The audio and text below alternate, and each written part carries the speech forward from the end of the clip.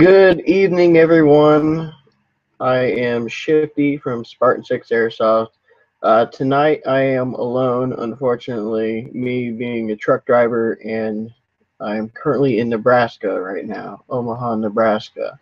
So I'm kind of doing this thing lone wolf style today, which is unfortunate because I would really like to do it with my band of brothers.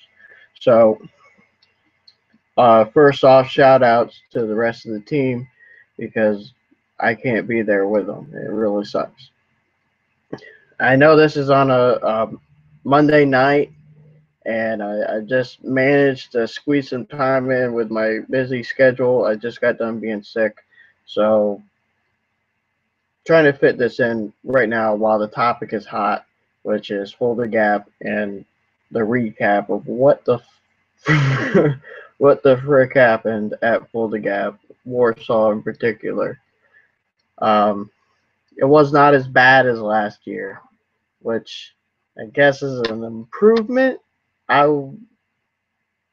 I don't know. A lot of mishap happened at this year's Fulda Gap. Me and Bailey, or Diablo, from Spartan 6 Airsoft, we both led East German infantry, and regardless of what or who we commanded or who else what commanded, really the only standout teams out there were obviously 39th. They had Moses and Casper's 117th.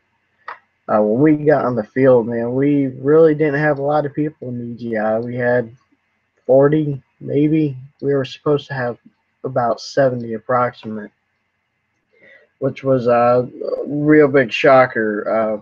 Really thought we were going to have more guys. Um, but really, the day one is what really killed us.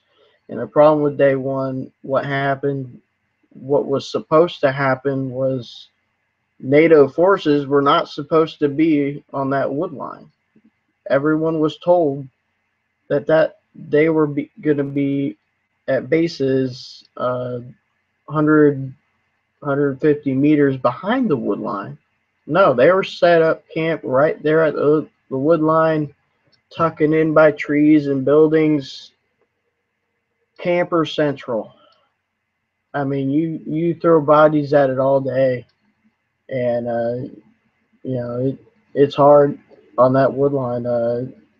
That fire break, you can't cross it without getting lit up. It was impossible. And when you manage to finally get a foothold there, they surround you, and you got no cover units. It's just complete mayhem.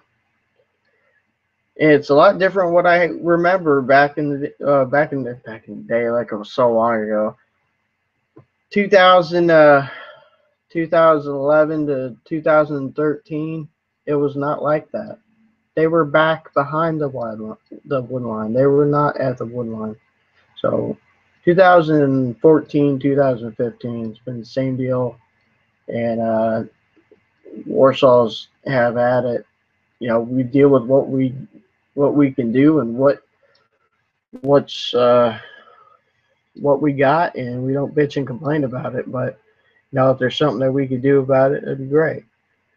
But I can tell for the 5 years experience of being Warsaw, things have definitely changed, and they've all floated towards the NATO side. And not saying that's unfair or not, but shit sucks. Can't cross that wood line. On the other hand, a couple other things that went wrong is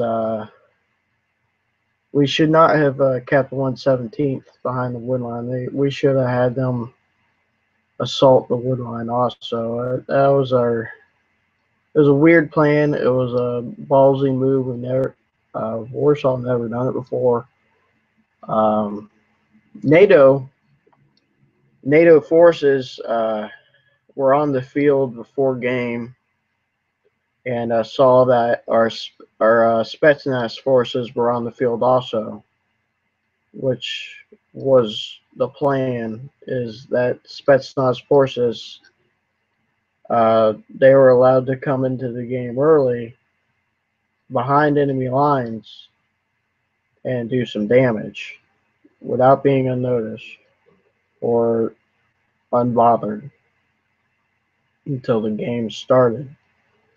Well, the NATO forces saw Spetsnaz in their territory before game start and gave the commander a heads up, which is not what was supposed to happen. It was kind of a dinky thing to do for the NATO forces, not calling anyone out or anything. So that's what our main plan was, and kind of screwed us up there. The only other thing I really have to say about that is with Spetsnaz is that they took away the mobile respawns, which was a huge support with Warsaw. I supports NATO forces as well with their special forces, but it was really big with Warsaw. It was one of the biggest things that we could use on the Warsaw side, because we wouldn't like a mobile respawn. You're right, it's right there. I mean, and they took away that, and a lot of the players who've been on Spetsnaz are not going to go Spetsnaz anymore because of that. It completely ruined the idea of Spetsnaz. That was their special ability, and they're taking that away. They took that away this year, and we were really hoping for that. And so a big game changer right there. I mean, it goes equals way, but we fundamentally use that special ability aggressively. So that's one thing that changed this year that also threw us off. We lost comms with 120th for about half a day on day one, which was incredibly it hurt EGI and 117th, because we were all three of us were on that wood line. EGI being in the middle, 117th being below us on the bottom of the wood line, and 120th being on the top. Once we got word that 120th did not have comms, I had to send runners.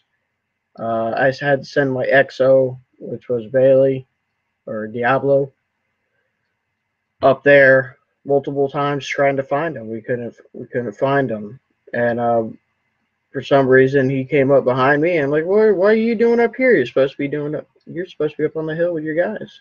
He says, yeah, my guys are scattered everywhere. I'm like, it was a huge mess. By the time he came up behind me, and we located Kevin, which was 120th CO, 117th was right there on the wood line, right there in the middle. It was all spread out. 39th guard was in the bottom of the wood line, holding where 117th's position was, and 117th was with us as EGI as support, as EGI would run across. The problem being with that is I got from command to support 120th up on the hill. So I sent about half of my guys up to where 120th was supposed to be on top of the hill on the wood line. Well, my assaulting force just got dwindled to 20 men. After that, it was scratch and go. It was a mess. I couldn't locate my guys. 120th couldn't locate his guys. 117th was the only group there because they were staged on the wood line for support. So they weren't going anywhere really. They were all holding that wood line. And they did a good job. So EGI and 120th basically crumbled on those. And it got to the point where I didn't care anymore. I wanted to send a mass fleet of men across the wood line is what we needed, and we couldn't do that because every unit was scattered. So it got to the point where, okay, command rung me up. It said, just grab any men you see and use them. So that's what we did. And we managed to get a foothold where we were in the middle of the wood line for, what was it, 20 minutes. 1/17th was there. A lot of J-Fit was there. I got it on video. We didn't do much. We ran out of men. I was even across there. It was a mess. It was just a complete mess. Very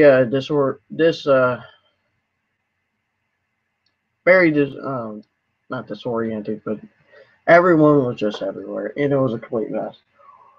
So the only progress we did on the wood line was 1/20th Spetsnaz and Para. When Para dropped was a complete disaster. Complete utter disaster is what I heard. Para spawned in, which the spawn was behind the wood line, and Spetsnaz spawned in, and what remained of 1/20th and some of EGI were all fighting on top of the wood line. If you guys see the map, what they were supposed to do is hook around and attack Holiday and Duckett. Well, actually, we were supposed to attack Holiday, and they were supposed to hook around and attack Duckett. That was the original plan, and things got so scrapped around. I assumed it would a little bit, but not as bad as this much. NATO, you gave us a fucking hell of a run, I'll tell you that. You guys camped your fucking asses off. That's some hardcore camping. I'm going to try to see if we have any comments here before I go any further on what the hell happened on day one, and get on to day two, which was a lot better.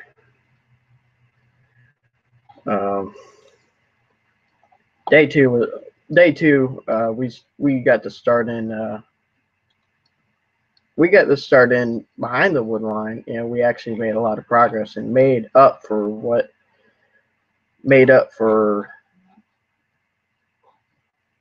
what happened on day one.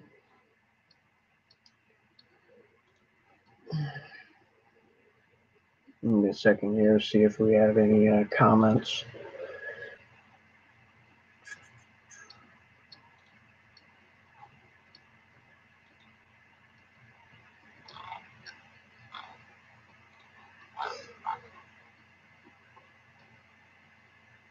Do not have my glasses on. That's the big thing.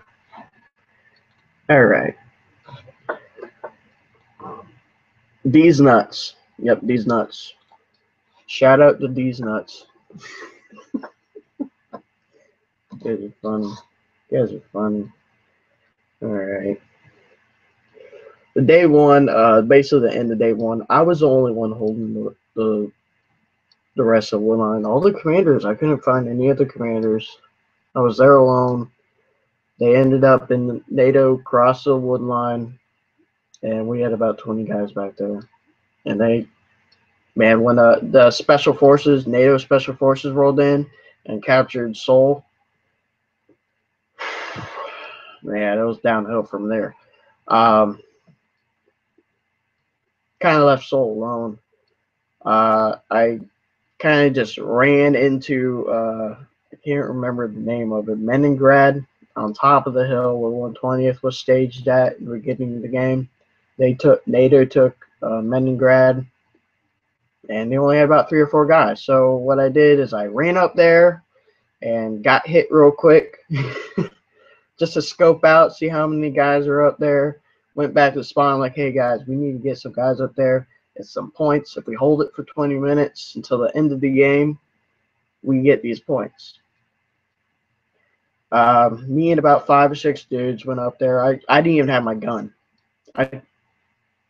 don't even remember what happened to my gun. I think either Diablo had my gun or I left it at the spawn. I think I ran out of ammo. Yeah, that's right. I ran out of ammo.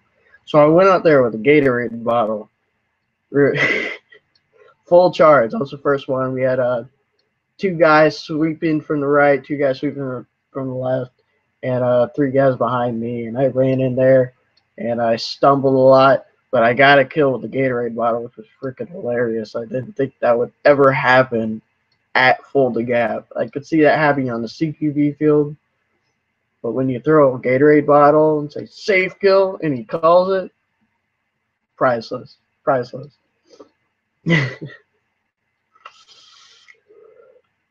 But all the guys came in.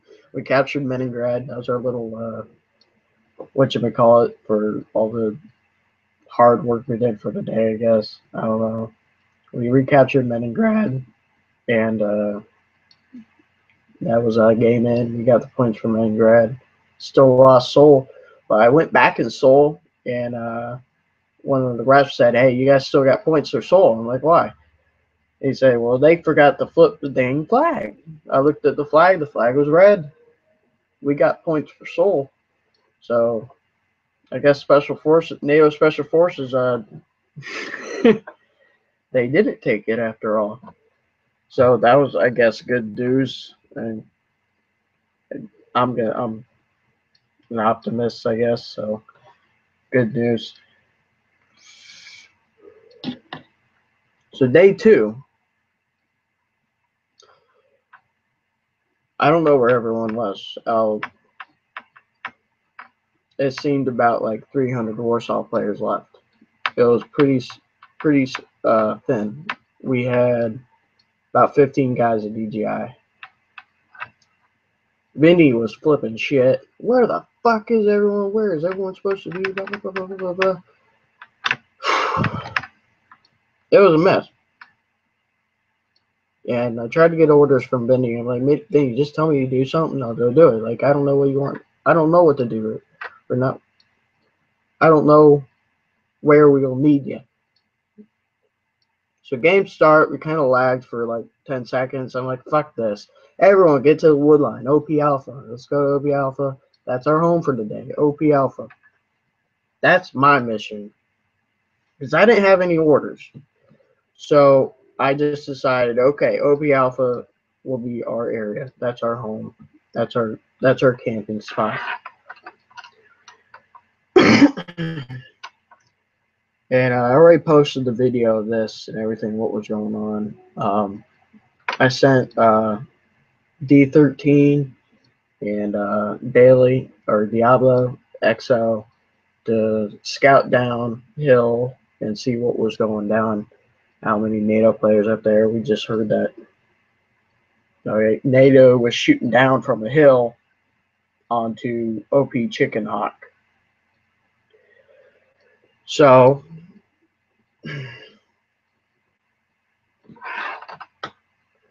we attacked the hill because OP Chicken Hawk was in a room to where, okay, we don't really need to camp at OP Alpha. We can push forward. If Chicken Hawk is destroyed or something like that, we're kind of screwed. What's happened? 2 tanks came in and we made the assault up on the hill. 2 tanks came in and wiped out most of everyone in OP Chicken Hawk. And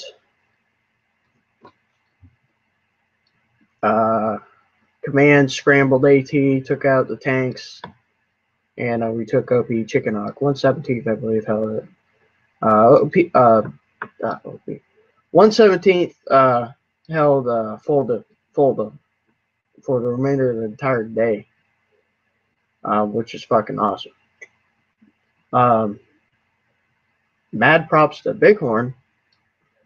Bighorn being on 117th. These were the JFID guys. I don't remember what your I don't remember what you changed your team name to. I can't remember. It's not JFID anymore, but the JFID guys. I'm just referring you to as.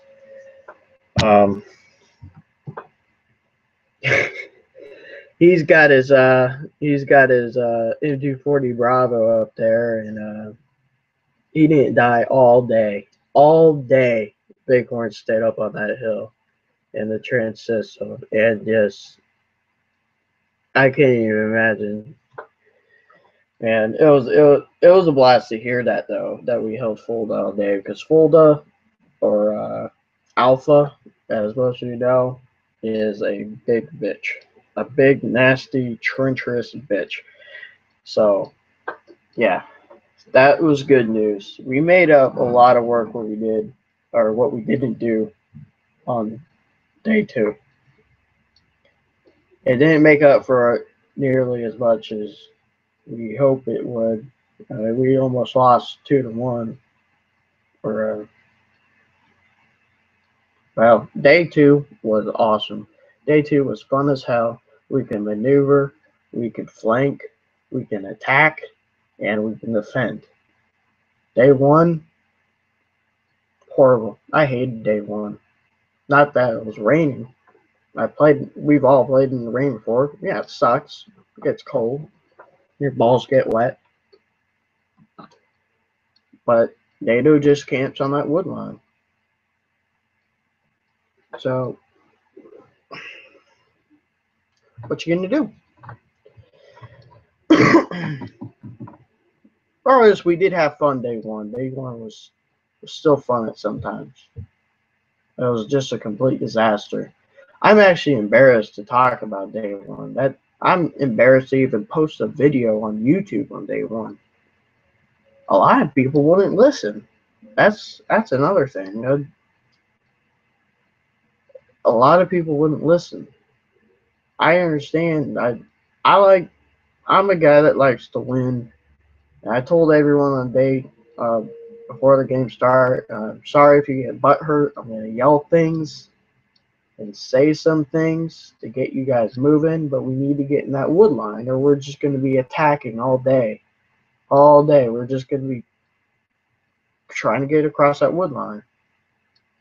So day 1, just a disaster. Day 2, fun as hell. I'm pretty sure that's about it. That wraps about the recap about Fulda Gap. In other news, we have 1,000 subscribers coming up. I think we need about 120 more subscribers. And I'm really thinking about doing a raffle. I really am. I really want to. I want to get back again. How about this? Comment below what you guys would want in the raffle in a $200 range. If I don't get any comments of anything specific, I'll probably buy an R5 from Adam on Defense Tactical and raffle that out to you guys. It's a $200 something gun, Apex R5, nicely built guns, and go from there. On other news, I think what we're going to do for games now, home games, we're going to go hang out with the CRU crew, the Civilian Response Unit guys. They got a home field here around Wilmington. We're going to check that out. We're going to get some footage there. We're going to check out Ballahack real soon, probably early December, hopefully, maybe late December. And we got a very special event coming in late January, early February. And that is confidential, and we can't talk about it. So until that, guys, I appreciate you guys watching, listening, liking, and subscribing. You guys want to share this to anyone else that's played Fulda Gap, please do as well. And again, if you guys have any comments, questions, or concerns, I'll answer it. I'm good at that. It may take a few days, but I do answer all comments and questions that you guys have. I've been Shifty. Thank you guys for watching.